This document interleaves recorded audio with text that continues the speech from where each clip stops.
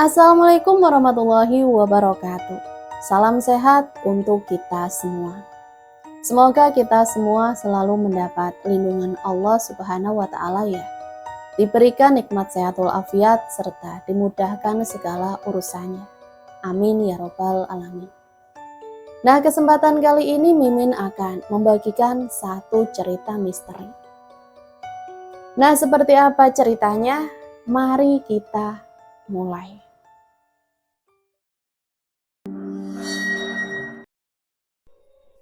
Di sebuah perkampungan kecil di pinggiran hutan jati yang sunyi, jalan tanah berdebu memanjang membelah rumah-rumah kayu yang berdiri sederhana. Penduduknya hidup damai dengan bertani dan berdagang di pasar kecil setiap pasaran legi. Siang hari suara ayam berkokok dan ayam-ayam berlarian di pematang sawah jadi pemandangan biasa. Malam harinya, suasana desa begitu hening. Hanya suara jangkrik dan sesekali lolongan anjing yang terdengar dari kejauhan. Bagi orang luar, desa ini tampak tenang dan jauh dari hiruk-pikuk kota. Namun di balik ketenangan itu, tersimpan sebuah kisah kelam yang tak semua orang berani ceritakan. Di salah satu sudut desa, berdiri sebuah rumah joglo tua yang dipagari bambu tinggi. Rumput liar tumbuh tak terurus di halamannya. Rumah itu adalah milik Maryam, seorang nenek renta yang kini hidup sebatang kara. Warga desa selalu menunduk setiap kali melewati rumahnya, bukan karena hormat, melainkan karena rasa takut.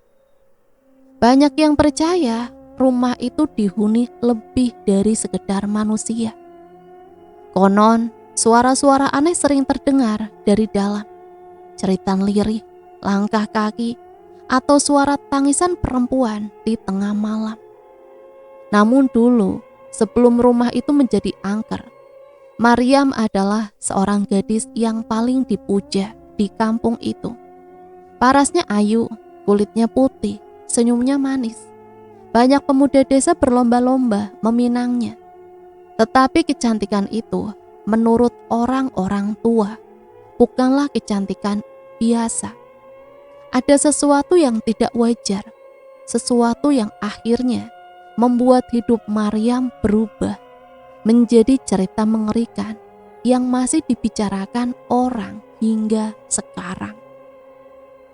Kisah itu bermula puluhan tahun silam, ketika Maryam masih muda dan baru merintis hidupnya sebagai pedagang kain keliling.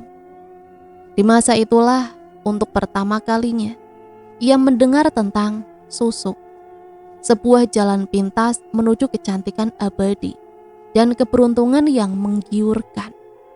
Dan sejak hari itulah, benih kutukan mulai tertanam dalam hidupnya. Puluhan tahun silam sebelum tubuhnya ringkih dimakan usia, Maryam adalah bunga desa. Gadis itu lahir dari keluarga sederhana. Ayahnya seorang buruh tani dan ibunya penjual jajanan di pasar. Meski hidup pas-pasan, Maryam tumbuh dengan wajah yang luar biasa cantik. Rambutnya panjang, hitam, legam, matanya bening berkilau seperti embun pagi. Dan senyumannya mampu meluluhkan hati siapapun yang melihat. Sejak remaja, Maryam sudah menjadi pusat perhatian. Di setiap acara hajatan, para pemuda selalu mencari kesempatan untuk duduk di dekatnya. Kalau aku bisa mendapatkan Maryam, hidupku pasti bahagia selamanya, bisik seorang pemuda pada kawannya di pasar. Namun Maryam bukanlah gadis biasa yang mudah puas dengan pujian. Di dalam hatinya ada ambisi yang membara. Ia ingin hidup lebih dari sekedar menjadi istri petani miskin atau pedagang kecil. Ia ingin terkenal, ingin dihormati, ingin segala sesuatu berjalan sesuai keinginannya. Maryam membantu ibunya berjualan di pasar, menjajakan kain batik keliling desa. Awalnya dagangannya biasa saja, kadang laris, kadang merugi. Tapi Maryam tahu, wajah cantiknya adalah modal besar. Ia sering menggunakan senyum manis untuk menarik pembeli. Dan benar saja, banyak warga yang membeli kain bukan karena butuh, tapi karena ingin berlama-lama berbincang dengannya. Di balik semua itu, Maria mulai resah. Ia sadar kecantikannya yang dimilikinya bisa membuka jalan menuju kehidupan yang lebih baik.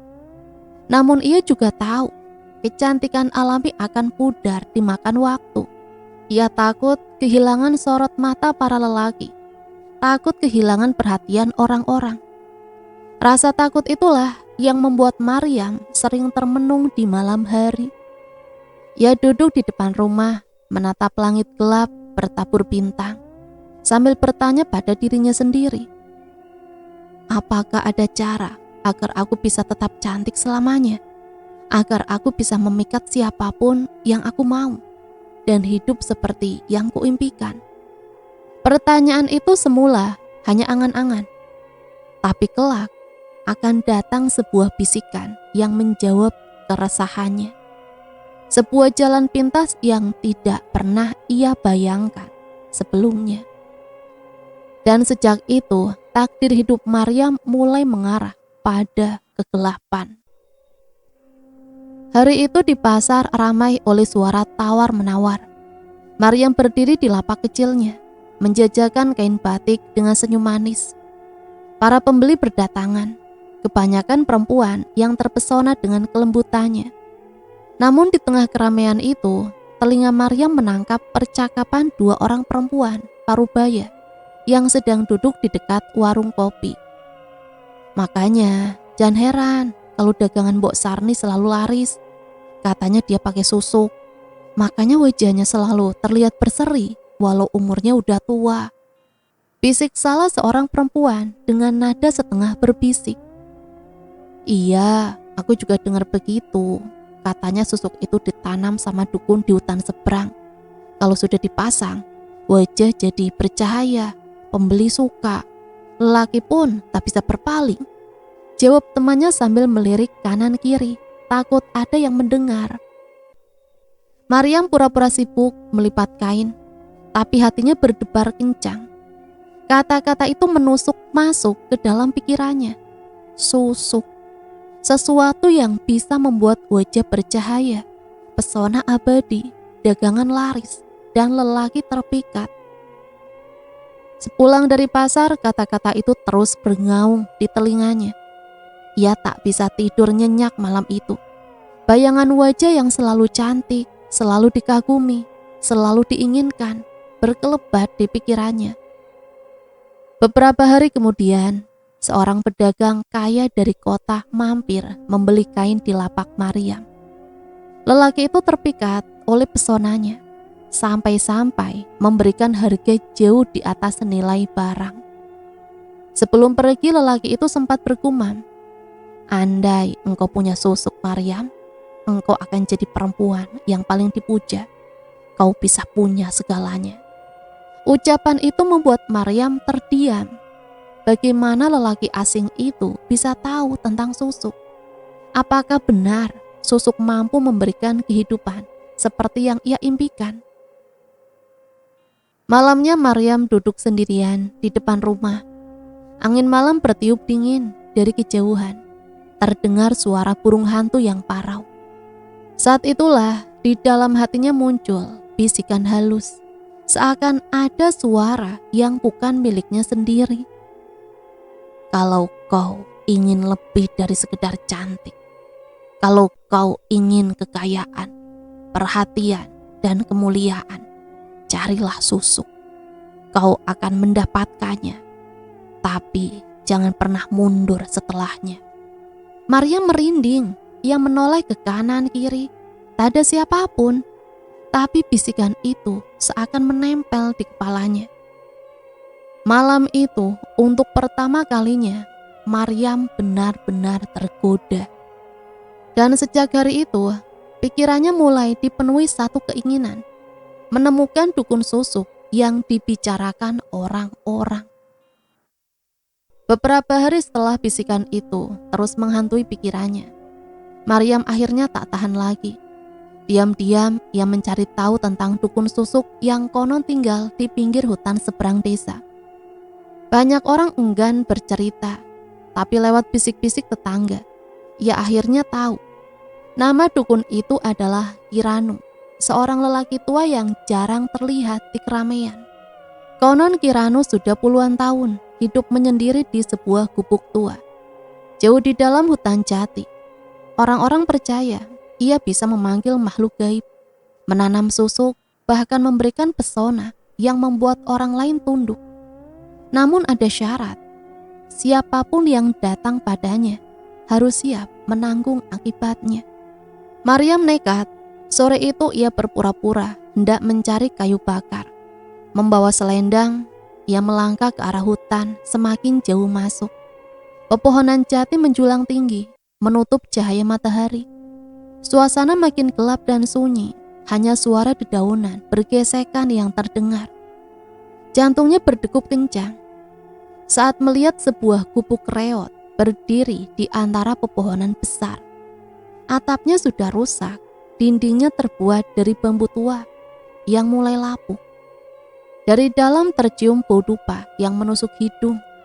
Dengan langkah ragu, Maryam mengetuk pintu. Tidak ada jawaban. Saat ia hendak berbalik, tiba-tiba pintu itu terbuka perlahan dengan suara berderit. Dari dalam muncul seorang lelaki tua berambut putih panjang. Matanya cekung, tapi sorotnya tajam. Suaranya parau ketika berbicara. Aku sudah tahu kedatanganmu, Nduk. Kau datang untuk apa? Kecantikan, kekayaan, atau lelaki? Maryam tercekat. Belum sempat ia menjawab, Kiranu tersenyum tipis. Senyum yang lebih menyerupai seringai. Aku tahu isi hatimu. Kau ingin wajahmu selalu bercahaya. Daganganmu laris. Semua lelaki terpikat padamu. Kau datang ke tempat yang tepat, Nduk. Tapi ingat, jalan ini bukan jalan kembali. Sekali kau melangkah, kau tak bisa berhenti. Bulu kuduk Maryam meremang. Suasana di dalam gubuk semakin mencekam. Di sudut ruangan ia melihat sesajen, bunga kering, kemenyan, dan kendi berisi cairan merah pekat. Maryam menelan ludah. Hatinya diliputi rasa takut dan penasaran. Namun ambisinya lebih kuat daripada rasa takut itu. Dengan suara bergetar, ia berkata, Aku ingin wajahku tetap cantik. Aku ingin semua orang menghormatiku. Kiranu mengangguk pelan. Ia mendekat lalu berbisik di telinga Maryam dengan suara yang dingin menusuk. Kalau begitu, kau harus siap menjadi rumah bagi mereka yang tak terlihat. Dan sejak saat itu, Maryam resmi menapaki jalan gelap yang akan menghancurkan hidupnya. Malam itu gubuk Kiranu dipenuhi bau kemenyan yang pekat. Maryam duduk bersimpuh di tengah ruangan. Jantungnya berdegup kencang. Di hadapannya, Kiranu sedang meracik sesuatu. Tangannya yang keriput mengambil beberapa benda dari kotak kayu tua. Ada jarum tipis berkilau, sebutir batu kecil menyerupai berlian, dan segenggam bunga kenanga yang sudah layu. Ini adalah susuk kecantikan. Begitu masuk ke dalam tubuhmu, wajahmu akan bercahaya, tatapanmu akan menusuk, dan siapapun tak akan sanggup menolak pesonamu. Maryam menelan ludah. Rasa takut bercampur rasa penasaran. Ia ingin bertanya banyak hal, tapi lidahnya keluh. Kiranu lalu menaburkan bunga kenanga ke bara kemenyan. Bau wangi bercampur amis segera memenuhi ruangan. Tiba-tiba terdengar suara lirih seperti bisikan dari segala arah. Padahal tak ada orang lain selain mereka berdua. Ambil tubuhnya, masuki darahnya, jadilah miliknya. Maryam merinding, bulu kuduknya berdiri. Ia hendak menoleh ke pintu, tapi tubuhnya terasa kaku. seolah ada yang menahannya. Kiranu menancapkan jarum halus itu ke bawah dagu Maryam. Tidak sakit, justru ada sensasi dingin menusuk tulang. Batu kecil itu lenyap begitu saja, seakan larut ke dalam kulitnya. Selesai. Sekarang kau sudah berbeda. Tapi ingat, mereka yang tinggal dalam tubuhmu harus kau beri makan. Jangan lupa, sajian setiap malam Jumat. Kalau kau ingkar, mereka akan menagih dengan caranya sendiri. Maryam mengangguk pelan, meski hatinya penuh kegelisahan. Ia mencoba meraba dagunya. Tak ada luka, tak ada darah, hanya rasa dingin yang tak kunjung hilang. Saat ia hendak berdiri, Kiranu menambahkan kalimat yang membuatnya semakin ngeri. Mulai malam ini, kau bukan lagi sendirian. Ada mata yang selalu melihatmu. Ada telinga yang selalu mendengarkan nafasmu. Mereka penunggu susukmu. Dan mereka haus akan jiwa. Maryam terdiam, tubuhnya gemetar. Tapi di balik ketakutan itu, ia juga merasakan sesuatu yang berbeda. Saat ia menatap ke sebuah cermin tua di sudut ruangan, wajahnya tampak bersinar, matanya lebih tajam, senyumnya lebih mempesona. Dan di balik bayangan cermin itu, samar-samar ia melihat sosok lain berdiri di belakangnya. Wajahnya pucat, mata hitam legam, menatapnya dengan senyum dingin. Maryam menjerit dalam hati, tapi tak ada suara yang keluar dari mulutnya. Sejak malam itu kehidupan Maryam berubah. Hari itu Maryam pergi ke pasar seperti biasa, membawa gulungan kain batik di pelukannya. Namun suasananya tidak lagi sama. Begitu ia melangkah masuk ke keramaian pasar, semua orang menoleh. Para ibu-ibu berhenti dari tawar-menawar. Anak-anak menatapnya dengan heran. Dan para lelaki memandanginya dengan kagum. Dagangan Maryam laris manis. Kain-kain yang biasanya butuh berhari-hari untuk habis, kini hanya dalam hitungan jam lenyap di borong pembeli. Bahkan ada yang membeli tanpa menawar sedikit pun, hanya karena ingin melihat senyum Maryam lebih lama. Aneh ya, kenapa sekarang dagangannya selalu habis duluan? Bisik seorang pedagang lain dengan nada iri. Iya, wajahnya juga makin cantik, seperti bercahaya. Timbal yang lain sambil melirik dengan cemburu. Maryam hanya tersenyum dalam hati. Ia tahu semua ini bukan kebetulan. Susuk itu benar-benar bekerja. Namun di balik keberuntungan itu, ada sesuatu yang ganjil. Beberapa kali ketika Maryam sedang melayani pembeli, ia merasakan hembusan dingin di telinganya. Sesekali terdengar bisikan lirih yang tak bisa ia pahami. Bahkan di antara keramaian pasar, ia merasa ada mata yang terus mengawasinya dari kejauhan. Malam harinya Maryam duduk di bilik kecil rumahnya sambil menghitung uang hasil dagangan. Lampu minyak berkedip menebarkan bayangan di dinding. Tiba-tiba dari pojok ruangan, ia melihat bayangan samar, menyerupai tubuh manusia, berdiri diam, memandangi dirinya. Saat ia menoleh cepat, bayangan itu hilang begitu saja. Tubuh Maryam gemetar, tapi saat matanya kembali menatap uang di depannya, rasa takut itu perlahan kalah oleh rasa puas. Ia menggenggam uang itu erat sambil berbisik lirih. Tak apa, kalau ini harga yang harus kubayar, aku sanggup. Aku akan jadi perempuan paling disegani di desa ini. Dan sejak malam itu, Maryam semakin terikat. Susuk bukan hanya mengubah wajahnya, tapi juga mengubah hatinya. Seiring berjalannya waktu, nama Maryam semakin harum di pasar. Semua orang mengenalnya sebagai gadis cantik, ramah, dan dagangannya selalu laris. Namun di balik itu, pesona Maryam membuat banyak hati pria luluh, bahkan mereka yang sudah beristri. Suatu hari seorang juragan kaya dari kota bernama Haji Sulaiman datang ke pasar. Lelaki itu sudah berusia separuh baya. beristri, dan dikenal sebagai orang terpandang. Namun begitu melihat Maryam, matanya langsung tak bisa lepas. "Kainmu itu indah sekali, Nduk, seperti wajahmu." Maryam menunduk malu, tapi dalam hatinya ia tahu lelaki itu terpikat. Susuk dalam tubuhnya membuat setiap tatapannya menjadi jebakan. Hari demi hari Haji Sulaiman semakin sering datang, bukan untuk membeli kain, melainkan untuk melihat Maryam. Ia membawa hadiah, perhiasan, bahkan uang dalam jumlah besar.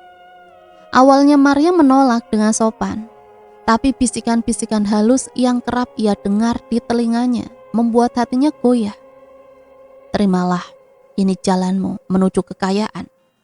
Dengan dia, kau bisa hidup mulia." Akhirnya Maryam menerima perhatian itu. Ia mulai terjebak dalam hubungan rahasia dengan Haji Sulaiman. Mereka bertemu diam-diam di rumah kosong dekat sawah, jauh dari mata orang-orang desa. Maryam merasakan dunia baru. Perhiasan emas di tangannya, kain sutra dari kota, dan uang yang tak pernah ia bayangkan sebelumnya. Tapi setiap kali pulang ke rumah, ia selalu melihat bayangan hitam di sudut kamar, seolah-olah ada yang mengawasi dengan tatapan tajam penuh amarah. Hatinya berdegup, tapi ia menghibur diri sendiri. Itu hanya bayangan lampu, tidak lebih. Namun hubungan terlarang itu tak bisa terus tersembunyi. Bisik-bisik mulai terdengar di pasar. Para ibu-ibu berbisik di belakang punggung Maryam. "Cantiknya Maryam itu bukan alami, katanya pakai susu." Pantas saja, sampai Haji Sulaiman yang punya istri pun bisa terjerat. Desa yang dulu menyanjungnya perlahan berubah menjadi desa yang memandangnya dengan curiga. Tapi Maryam terlalu larut dalam kemewahan dan rayuan, hingga tak peduli lagi. Yang ia tidak tahu, dari langkah salah inilah hidupnya mulai benar-benar tergelincir. Karena susuk bukan hanya menarik manusia, tetapi juga mengikat arwah-arwah yang haus akan tumbal. Dan satu persatu, orang-orang di sekitarnya akan ikut merasakan akibatnya. Hari-hari Maryam kini jauh berbeda dari sebelumnya. Dari seorang pedagang kain biasa, ia menjelma menjadi sosok yang dieluh-eluhkan. Rumahnya yang dulu sederhana, perlahan dipenuhi barang-barang mewah, pemberian Haji Sulaiman. Namun kebahagiaan itu semu, karena di balik senyumannya ada keganjilan yang mulai mengusik. Malam-malam Maryam tak pernah benar-benar tenang. Saat ia berbaring di ranjang baru, suara-suara aneh sering terdengar dari luar rumah. Ketukan pintu pelan, bisikan samar di telinga, atau suara langkah kaki berputar mengitari rumah. Saat ia beranikan diri membuka pintu, tak ada seorang pun di luar. Di beberapa malam tertentu, lampu minyaknya berkedip sendiri. Bayangan hitam melintas di dinding, bergerak cepat, namun tak pernah jelas wujudnya. Kadang ia merasakan dingin menusuk, padahal semua pintu dan jendela tertutup rapat. Satu malam ketika sedang menatap cermin, Maryam terkejut. Ia melihat wajahnya begitu bercahaya, lebih indah dari biasanya. Tapi di balik bahunya, ada sosok samar berdiri. Wajah pucat, rambut panjang kusut, mata hitam pekat. Sosok itu tersenyum aneh, seolah mengejeknya. Maryam berbalik cepat, tidak ada siapapun di belakangnya. Tapi saat ia kembali menatap cermin, sosok itu masih ada. "Kau, siapa?" bisik Maryam lirih, tubuhnya gemetar. Namun tak ada jawaban, hanya cermin yang memantulkan senyuman ngeri dari sosok asing itu. Keesokan paginya, Maryam bangun dengan tubuh lemas.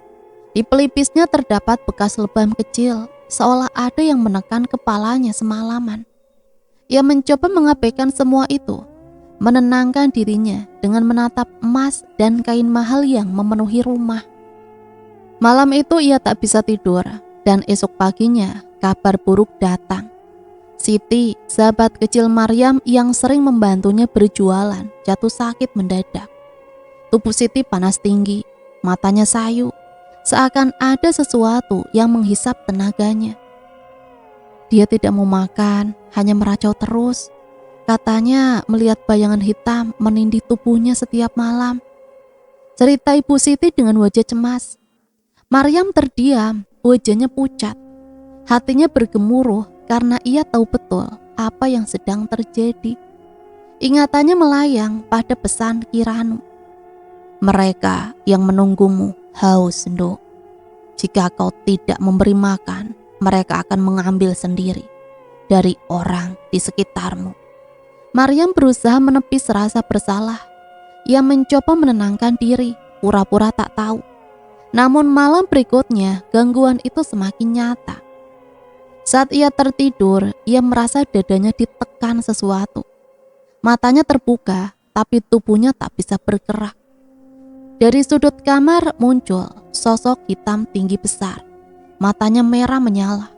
Sosok itu berjalan mendekat perlahan, lalu berbisik di telinganya. Kami lapar, kami haus, kau sudah berjanji. Maryam ingin berteriak, tapi mulutnya terkunci. Tubuhnya bergetar hebat, sampai akhirnya ia pingsan. Keesokan harinya, kabar kematian mengguncang desa. Siti meninggal dunia dengan tubuh kurus kering, seolah-olah habis disedot tenaganya.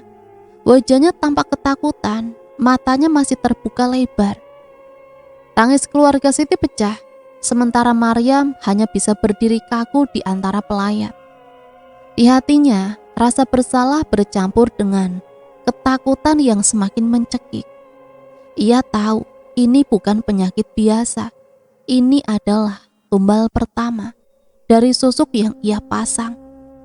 Namun anehnya, setelah kematian Siti, wajah Maryam justru semakin bersinar. Dagangannya makin laris, lelaki makin tergila-gila padanya. Seolah ada sesuatu yang memberi imbalan atas tumbal itu. Maryam menangis dalam hati, tapi ketika menatap kilo emas dan sorot kagum orang-orang, ia kembali terdiam. Ambisi dan ketamakannya menutup rasa takutnya. Kematian Siti membuat Maryam gelisah tak karuan. Malam demi malam ia dihantui suara bisikan dan bayangan hitam yang kian nyata. Ia tak bisa lagi menutup mata. Bayangan wajah Siti yang pucat dan tubuh kurusnya selalu terbayang seolah menuntut jawaban. Akhirnya pada suatu malam yang diliputi kabut tebal, Maryam memberanikan diri pergi ke gubuk Kiranu di pinggir hutan. Suasana hening, hanya suara burung hantu sesekali terdengar. Jantungnya berdegup keras, kakinya gemetar setiap kali ranting patah diinjak. Kiranu sudah menunggu di depan gubuk, seakan tahu kedatangannya. Senyum tipis menghiasi wajah tuanya. Maryam, sudah kuduga kau akan datang. Maryam langsung bersujud di hadapan Kiranu. Air matanya mengalir. Mbah, tolong aku mbah. Sahabatku meninggal. Katanya dia melihat bayangan hitam. Aku tahu itu karena susuk ini. Kenapa harus ada yang mati mbah? Kiranu terkekeliri, tatapannya tajam menusuk hati. Kau sudah memilih jalan ini, Nduk. Susuk bukan sekedar perhiasan gaib. Ada penunggu yang haus. Mereka perlu diberi makan. Jika tidak, mereka akan mengambilnya sendiri. Maryam menutup wajahnya dengan kedua tangan. Tapi aku tidak ingin orang lain jadi korban, Mbah. Kalau begitu, berikan tumbal yang tepat. Kau bisa memilih. Lebih baik kau serahkan apa yang mereka minta daripada mereka merenggut orang yang kau sayangi tanpa ampun. Maria menatapnya dengan bingung. Tumbal, maksudnya manusia? Kiranu mengangguk pelan. Ya, semakin besar susuk yang kau pasang, semakin besar pula perintah mereka. Kau ingin kecantikan abadi, pesona yang tak bisa ditolak, maka harga yang harus dibayar juga sama. Maryam tercekat, ia merasa tubuhnya gemetar hebat. Tetapi dalam lubuk hatinya, suara lain mulai berbisik. Kau sudah mendapatkan banyak dari ini. Jangan berhenti sekarang. Kau hanya perlu memberi sedikit dan kau akan terus berjaya. Air mata Maryam jatuh. Ia bimbang antara meninggalkan semua kemewahan atau terus mempertahankan pesonanya dengan harga tumbal nyawa. Ini minyak pengikat. Oleskan pada pintu rumahmu. Penunggu susuk akan lebih jinak, asal kau rutin memberikan makan. Maryam menggenggam botol dengan tangan gemetar. Ia tahu, sekali lagi ia dipaksa memilih, menebus dengan pengorbanan, atau melawan perjanjian yang telah ia ikat. Namun Maryam bukanlah gadis yang mudah melepaskan ambisi. Dan malam itu, ia pulang dengan langkah berat, membawa botol hitam yang kelak akan menjadi awal dari petaka besar berikutnya. Malam di rumah Maryam terasa sunyi sekaligus menakutkan. Di genggaman tangan Maryam, botol kecil berisi cairan hitam dari Kirano bergetar halus, seperti ada sesuatu yang hidup di dalamnya. Maryam memandanginya dengan wajah pucat. Ingatannya tentang kata-kata Kirano terus berputar di kepalanya. Berikan mereka makan, atau mereka akan mengambil sendiri. Tangannya gemetar saat membuka sumbat botol. Bau anyir menusuk hidungnya, mirip darah basi yang busuk. Hatinya memberontak, namun bisikan halus kembali terdengar dekat di telinganya. Lakukan saja, sekali ini, maka semuanya akan tetap menjadi milikmu. Maryam menutup mata, air matanya jatuh. Ia tahu ini jalan kelam, tapi rasa takut kehilangan pesona, harta, dan kekaguman orang-orang jauh lebih besar daripada penyesalan yang ia rasakan. Dengan tangan gemetar, ia mengoleskan cairan hitam itu ke pintu rumah. Bau anyir menyebar ke seluruh ruangan. Tiba-tiba udara menjadi dingin menusuk. Lampu minyak padam menyisakan kegelapan pekat. Dalam kegelapan itu terdengar suara tawa parau, berat dan menyeramkan. Dari lantai, asap hitam perlahan muncul, membentuk sosok tinggi besar dengan mata merah menyala. Penunggu susuk menampakkan diri lebih jelas daripada sebelumnya. Kau sudah siap. Suara itu bergema, membuat telinga Maryam berdengung. Maryam terisak, tubuhnya gemetar. Jangan sakiti aku. Aku akan memberi. Sosok itu mendekat, wajahnya hanya sejengkal dari wajah Maryam. Nafasnya bau busuk seperti bangkai membusuk. Darah. Beri kami darah manusia, dan kau akan tetap bersinar.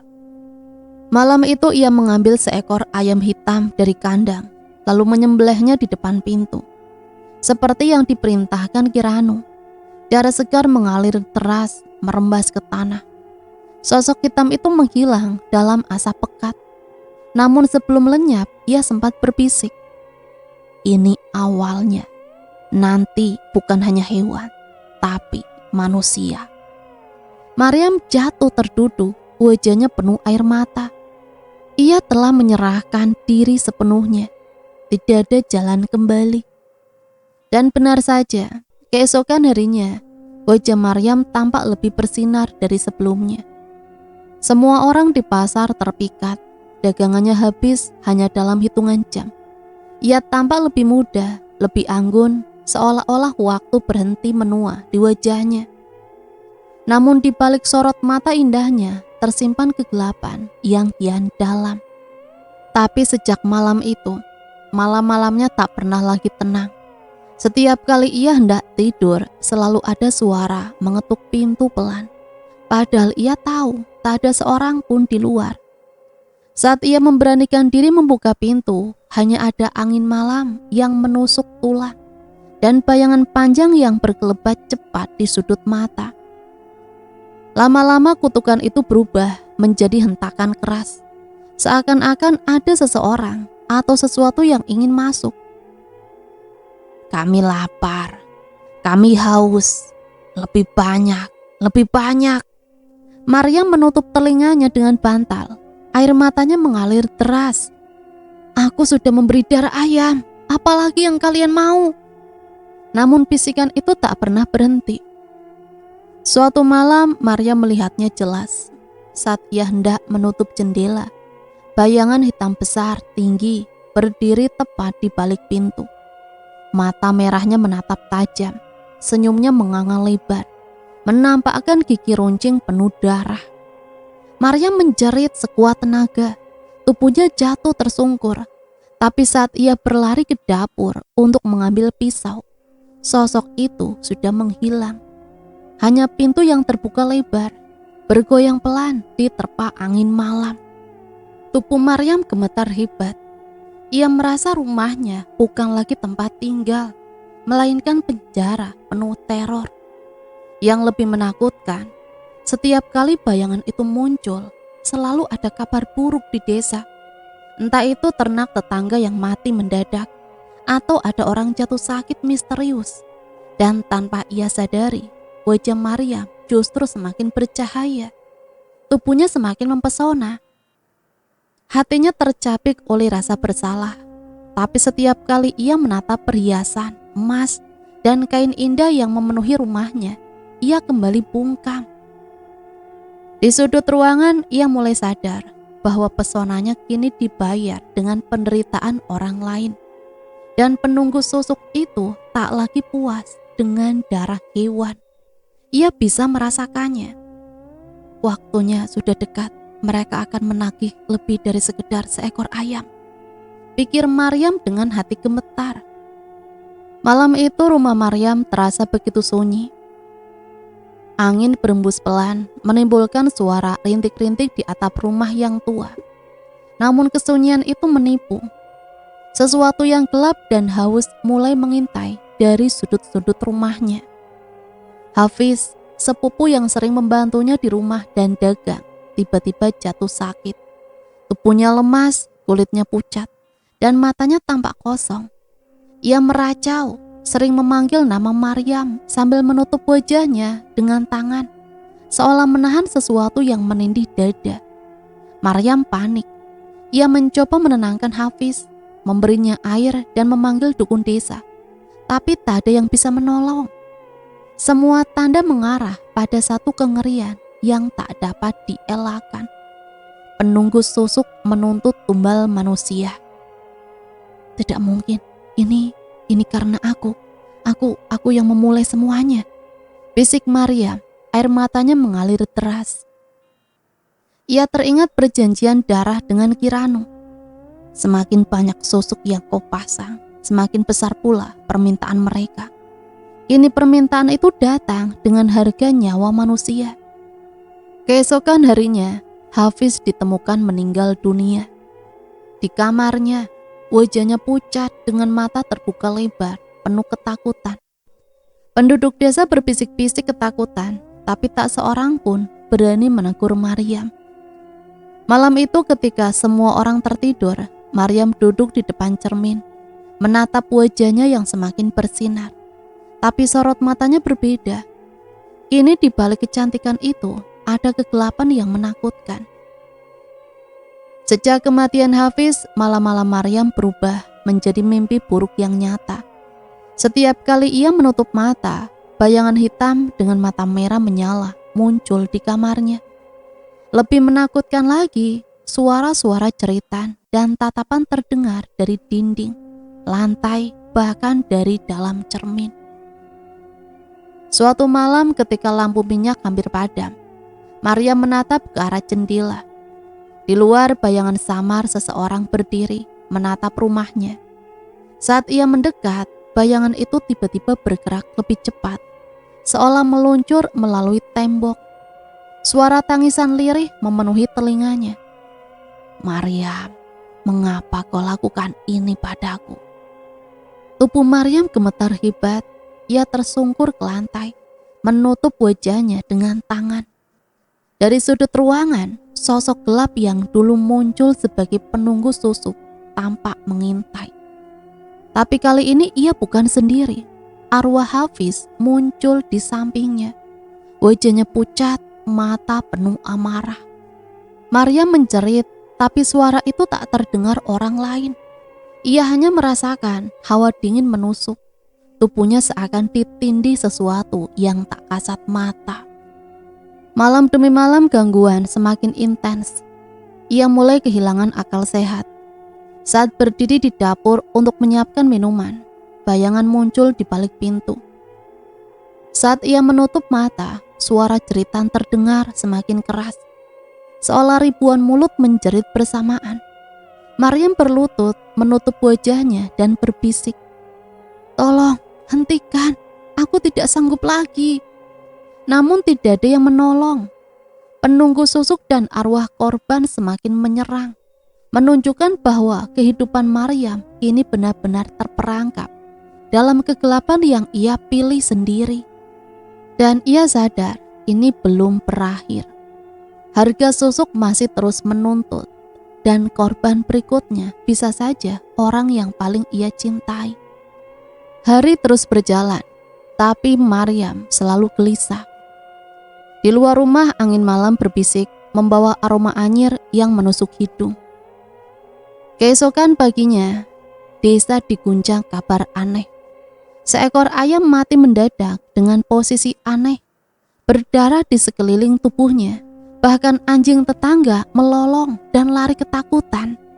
Maryam tersentak, ia menyadari tanda-tanda itu. Penunggu susuk mulai menuntut tumbal baru.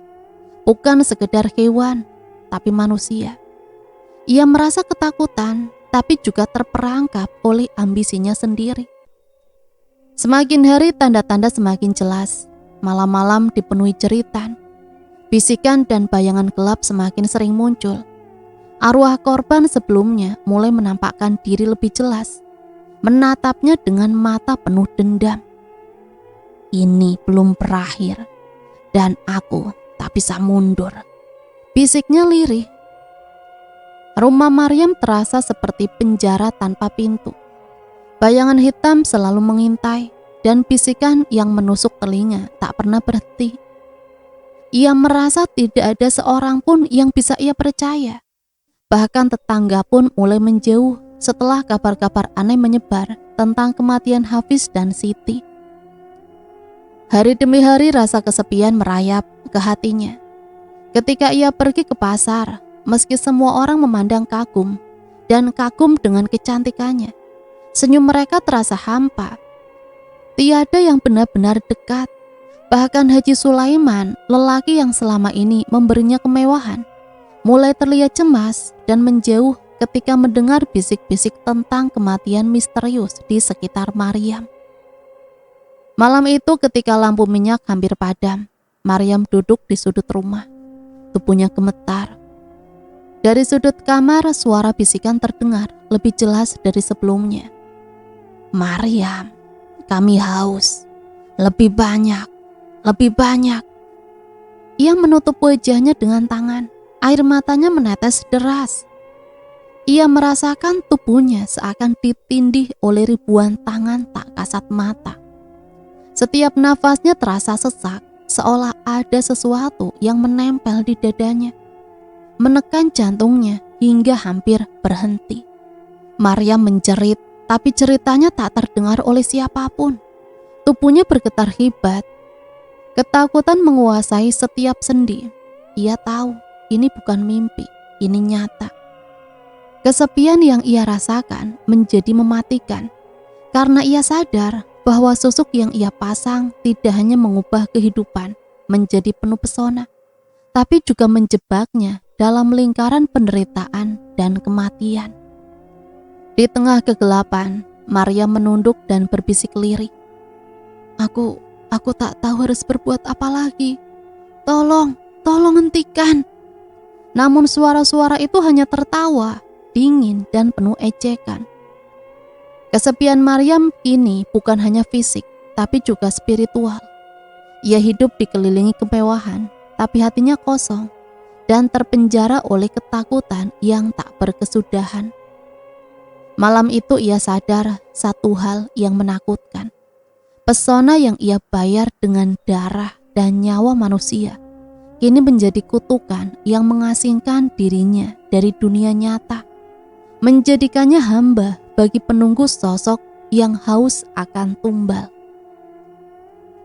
Malam itu angin malam membawa hawa dingin yang menusuk hingga ke tulang. Rumah Maryam terasa berat, seperti dipenuhi kegelapan yang hidup.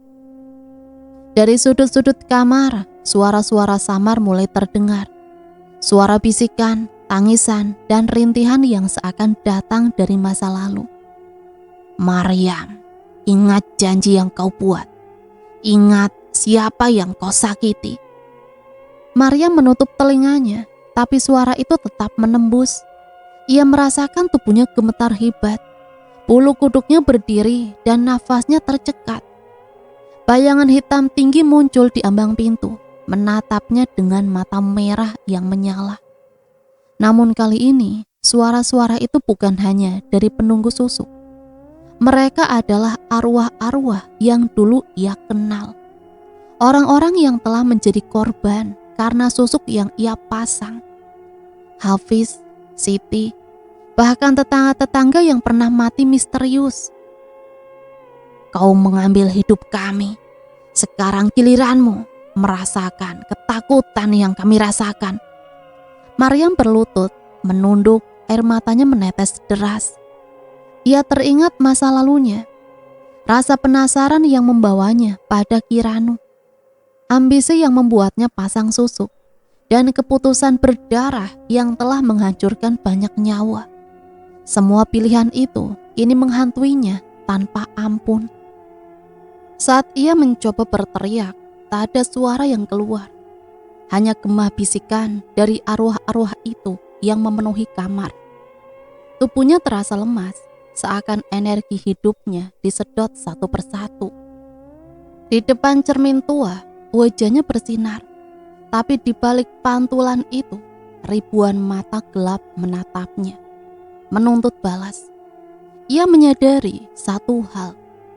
Susuk bukan hanya pesona, tapi kutukan yang membawanya kembali menghadapi masa lalu. Setiap tindakan, setiap dendam yang tak diselesaikan, kini muncul kembali dengan wujud horor yang nyata. Kau ingin cantik, sekarang kau harus bayar dengan rasa takut dan kesepian seumur hidupmu. Bisik suara berat yang seakan berasal dari lubuk bumi sendiri. Malam itu Maryam terbaring di lantai, tubuhnya gemetar, hati hancur.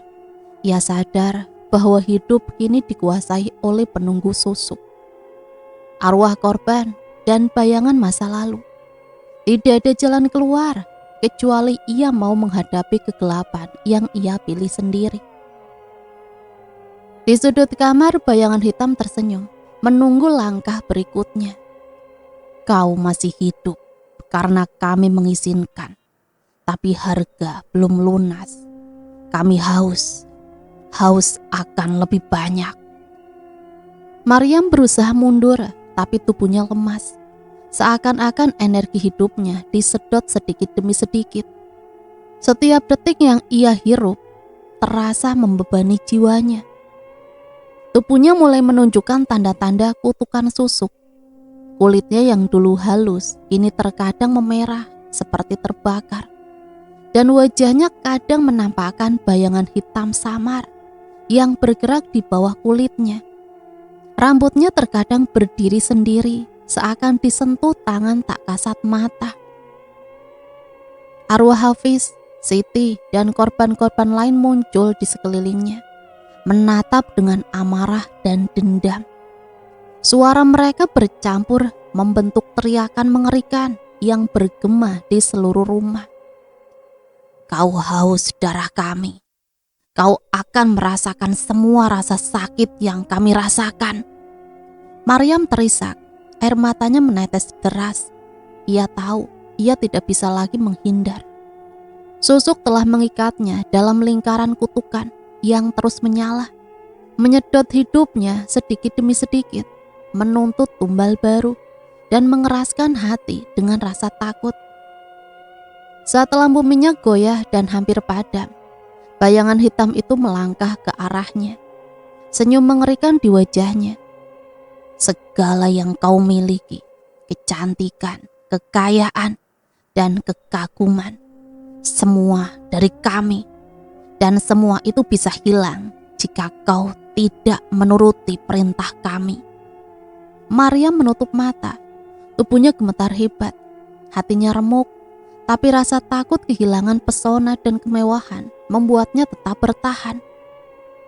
Ia sadar satu hal mengerikan.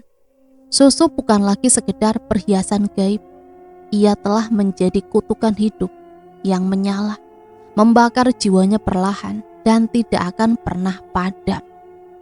Rasa takut dan putus asa membuat Maryam memutuskan untuk menemui Kiranu lagi. Malam itu kabut tebal menyelimuti jalan menuju gubuk tua di pinggir hutan. Setiap langkah terasa berat, seolah tanah sendiri menolak kakinya untuk melangkah. Setelah di hadapan Kiranu, Maryam bersujud, air matanya mengalir deras. "Mbah, tolong mbah, aku tidak sanggup lagi mbah. Susuk ini, penunggu-penunggu ini, mereka menyerangku terus mbah. Aku ingin bebas mbah." "Nduk, jalan keluar dari susuk tidaklah mudah. Kau sudah terikat perjanjian darah. Semua yang kau dapatkan, kecantikan, pesona, kekayaan, itu bukan milikmu, melainkan milik penunggu. Jika kau ingin bebas, harus ada pengorbanan yang besar." "Pengorbanan yang besar? Apa maksudnya mbah? Aku sudah memberikan tumbal mbah." Kiranu mengangguk pelan. "Tumbal hanyalah awal. Susuk haus akan lebih banyak dan harga kebebasanmu akan sangat mahal. Kau harus menghadapi bayangan masa lalumu, arwah yang kau sakiti, dan menebus semua dengan cara yang benar-benar menyakitkan. Tanpa itu, kau tidak akan pernah bebas." Maria menunduk, tubuhnya gemetar. "Bagaimana caranya mbah? Aku takut mbah." Kiranu menarik nafas panjang. "Nduk, jika kau ingin bebas, kau harus menyingkirkan penunggu susuk dengan darah dan nyawa yang suci. Nyawa yang tak bersalah. Tapi ingat, konsekuensinya besar. Kau bisa kehilangan segalanya, termasuk hidupmu sendiri." Maria menatap wajah tuanya dengan mata berkaca-kaca. Ia tahu Kiranu tidak memberi jalan mudah. Pilihan yang tersisa hanyalah menghadapi kegelapan yang lebih dalam atau terus hidup dalam penderitaan. Di luar gubuk, angin malam berembus kencang, membawa suara bisikan dan ratapan arwah. Maria menyadari satu hal. Kebebasan yang ia cari kini semakin mahal, dan jalan keluar hanya bisa ditempuh dengan keberanian yang belum pernah ia miliki sebelumnya. Malam itu ia pulang dengan langkah berat, membawa beban baru dalam hatinya. Kutukan susuk tidak hanya menghantui tubuhnya, tapi juga jiwa dan masa depannya. Beberapa malam setelah pertemuan dengan Kiranu, ketenangan yang semu kembali hadir di rumah Maryam. Namun ia tahu ini hanya tipu daya. Setiap langkah terasa berat, dan hawa dingin selalu menyelimuti ruangan. Meski lampu minyak menyala terang. Suatu malam ketika Maryam menatap cermin, wajahnya tampak bersinar lebih dari biasanya. Namun di balik pantulan itu, terlihat bayangan samar. Seorang anak kecil yang menatapnya dengan mata penuh ketakutan. Ia tahu itu adalah tanda penunggu susuk mulai menagih korban berikutnya. Bisikan terdengar di telinga Maryam, lebih jelas dari sebelumnya. "Segera, atau kami akan mengambil sendiri, dan kau akan menyesal selamanya." Maryam merasa nafasnya tercekat, tubuhnya gemetar hebat. Ia tahu arwah korban sebelumnya semakin kuat, dan penunggu susuk tidak sabar menunggu. Tanda-tanda kematian berikutnya kini semakin nyata. Ayam hitam yang mati mendadak di halaman rumah, angin malam yang membawa aroma anyir, dan ketukan berat di pintu yang tidak pernah ada orang di luar. Keesokan harinya penduduk desa mulai mengamati tingkah laku Maryam dengan rasa takut. Suara-suara bisikan mulai terdengar di pasar. Orang-orang membicarakan tentang kematian misterius yang mengikuti Maryam. Namun semua orang hanya menatapnya dari jauh, takut terlibat. Malam itu arwah Hafiz muncul di kamarnya. Wajahnya pucat dengan mata penuh dendam. Ia menatap Maryam dengan tatapan menuntut. Bersamaan dengan itu, bayangan hitam penunggu susuk berdiri di sudut kamar. Matanya merah menyala. Kau tahu harga yang harus dibayar. Jangan mencoba menghindar. Maryam menutup matanya, air matanya mengalir deras. Ia sadar bahwa hidupnya kini benar-benar dikendalikan oleh susuk dan arwah-arwah korban. Malam itu peringatan dari masa depan datang dengan cara yang paling menakutkan. Sosok-sosok gelap itu berdiri di sekelilingnya, menunggu ia membuat pilihan. Dan Maryam sadar satu hal mengerikan. Jika ia tidak segera bertindak, korban berikutnya bisa saja orang yang paling ia cintai. Dan kutukan susuk akan terus membakar hidupnya tanpa henti. Ia teringat Kiranu yang mengatakan bahwa jalan keluar dari susuk tidak mudah. Dan pengorbanan yang lebih besar selalu menanti. Hatinya bergetar antara ketakutan, rasa bersalah, dan ambisi yang tak bisa dilepaskan. Air matanya jatuh deras saat ia berbisik, Aku tidak mau, tapi aku takut. Kalau tidak, mereka akan mati. Malam itu Maryam akhirnya membuat keputusan yang menyakitkan. Ia memilih untuk memberikan tumbal berikutnya demi menjaga keselamatan orang-orang yang ia cintai. Tubuhnya lemas, hatinya hancur, tapi ambisinya tetap membuatnya bertahan dalam kegelapan. Sementara itu arwah Hafiz, Siti dan korban-korban sebelumnya muncul lebih sering. Mereka menatap Maryam dengan tatapan penuh dendam. Wajah mereka berubah menjadi menyeramkan, menyayat hati. Kau haus darah kami? Kini kau merasakan ketakutan yang kami rasakan. Maryam menutup wajahnya dengan kedua tangannya. Tubuhnya gemetar hebat. Ia merasakan terjebak di dunia yang tidak nyata, dipenuhi teror yang ia tidak bisa hindari. Tubuhnya sekarang mulai menunjukkan tanda-tanda kutukan yang lebih parah. Kulitnya terkadang terasa panas dan berdarah tanpa sebab. Rambutnya berdiri sendiri dan bayangan gelap muncul di permukaan kulitnya. Mata merahnya sendiri kadang terlihat samar di cermin, menakutkan bahkan bagi dirinya sendiri. Kecantikan dan pesona yang dulu membuat orang-orang kagum kini menjadi kutukan. Setiap tatapan kagum yang ia terima adalah pengingat bahwa ia membayar dengan nyawa orang lain. Malam itu kabut tebal menyelimuti desa. Rumah Maryam terasa berat, udara pekat seakan kegelapan sendiri menekan setiap sudut. Bayangan hitam penunggu susuk muncul di seluruh ruangan, menatapnya dengan mata merah dan menyala. Senyum mengerikan menghiasi wajah mereka. Arwah Hafiz, Siti dan korban-korban lainnya muncul lebih jelas dari sebelumnya. Mereka melayang di udara, menjerit, menangis, dan menatap Maryam dengan tatapan dendam yang menusuk. Maryam menunduk, tubuhnya gemetar. Air matanya menetes deras. Ia tahu ini adalah malam penebusan. Semua pilihan, semua dosa, semua keputusan yang telah ia ambil akan mempertahankan kecantikan dan pesonanya. Ini menuntut harga tertinggi.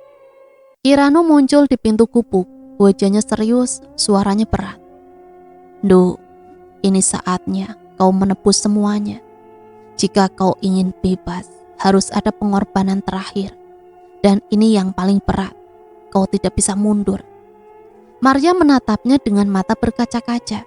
Tubuhnya lemas, tapi ia tahu tidak ada jalan lain. Penunggu susuk dan arwah korban menunggu. Pilihan yang tersisa hanya satu. Menghadapi kegelapan sepenuhnya atau selamanya menjadi hamba susuk. Dengan nafas tersengal, ia mulai melakukan ritual yang diajarkan Kiranu. Darah, lilin, dan mantra terdengar di seluruh rumah. Suara jeritan arwah semakin keras, seperti ribuan mulut yang menjerit bersamaan. Saat ritual mencapai puncaknya, bayangan hitam mulai menyelimuti tubuh Maryam. Tubuhnya terasa terbakar, jiwanya seperti ditarik ke dalam kegelapan. Namun di tengah penderitaan itu, wajahnya bersinar. Bukan karena susuk, tapi karena keberanian dan pengorbanan yang tulus. Sosok penunggu susuk menatapnya, dan untuk pertama kalinya ada kesunyian. Bayangan itu mundur perlahan, menghilang ke dalam kegelapan, membawa semua arwah korban yang dulu terikat dengannya. Malam itu rumah Maryam hening. Tidak ada bisikan, tidak ada ketukan, tidak ada bayangan. Ia duduk di lantai, tubuhnya lelah, wajahnya pucat, tapi hatinya lega. Ia tahu kutukan susuk telah selesai. Meski harga yang ia bayar begitu berat, malam penebusan itu menjadi awal baru. Maryam masih hidup, tapi tubuhnya melemah dan jiwanya terluka. Namun ia merasakan kedamaian yang belum pernah ia rasakan selama bertahun-tahun. Akhirnya berakhir. Bisiknya lirih menatap cermin. Kali ini pantulannya tak lagi menakutkan. Ia melihat dirinya, manusia biasa yang telah selamat dari kegelapan yang ia pilih sendiri. Pagi itu sinar matahari menembus kabut desa dengan lembut. Rumah Maryam terasa ringan, berbeda dari malam-malam panjang penuh teror sebelumnya. Udara segar masuk melalui jendela, dan angin membawa aroma tanah basah yang menenangkan. Maryam duduk di kursi kayu, menatap cermin yang dulu menjadi saksi penderitaannya. Wajahnya tampak pucat, tetapi kini tanpa bayangan gelap yang menakutkan. Ia tersenyum tipis, merasakan kedamaian yang tak pernah ia rasakan sejak pertama kali memasang susuk. Arwah Hafiz, Siti, dan korban-korban lainnya tidak muncul lagi. Mereka telah pergi, kembali ke dunia mereka dengan tenang. Sosok penunggu susuk yang selama ini mengekang hidupnya pun hilang. Tertinggal hanya kenangan kelam yang membakar jiwa dan hatinya. Kiranu datang untuk terakhir kalinya. Wajahnya tenang namun penuh kekuatan. Nduk, kau telah menghadapi semua kutukan dan berhasil menebus kesalahanmu. Susuk yang dulu mengikatmu kini tak berkuasa lagi. Ingatlah, hidup ini adalah pilihan. Kau selamat, tapi jangan pernah lupa pelajaran ini. Maryam menunduk, air matanya menetes. Bukan karena ketakutan, tapi karena lega. Ia menyadari bahwa kecantikan dan pesona yang ia kejar dulu hanyalah topeng. Kekuatan sejati adalah keberanian, penyesalan, dan kemampuan untuk menghadapi konsekuensi. Hari-hari berikutnya, Maryam perlahan membangun kembali hidupnya. Ia tidak lagi bergantung pada susuk atau kekuatan gaib. Orang-orang yang dulu menjauhi kini melihat perubahan pada dirinya. Bukan sekedar penampilan, tapi keteguhan hati dan ketulusan yang terpancar dari sikapnya. Malam pun datang, namun tidak lagi membawa teror. Hanya suara jangkrik dan angin lembut yang menemani. Maryam menatap langit, merasakan kedamaian yang selama bertahun-tahun hilang. Ia tahu kegelapan yang dulu membayangi hidupnya telah berakhir. Aku selamat. Dan kini aku bebas, bisiknya lirih, menutup mata dengan senyum damai. Sekarang ia hidup sebatang kara di rumah joglo itu. Dan begitulah kisah Maryam yang pernah terperangkap dalam pesona kelam susuk, dihantui arwah dan bayangan, serta harus membayar harga nyawa orang lain. Akhirnya menemukan penutupnya. Dari kegelapan yang paling dalam, ia belajar bahwa kekuatan sejati bukanlah yang terlihat di luar, tetapi yang tumbuh dari hati dan keberanian menghadapi kesalahan sendiri. Dan cerita selesai sampai di sini. Semoga cerita ini bisa menemani hari-hari teman-teman semua ya.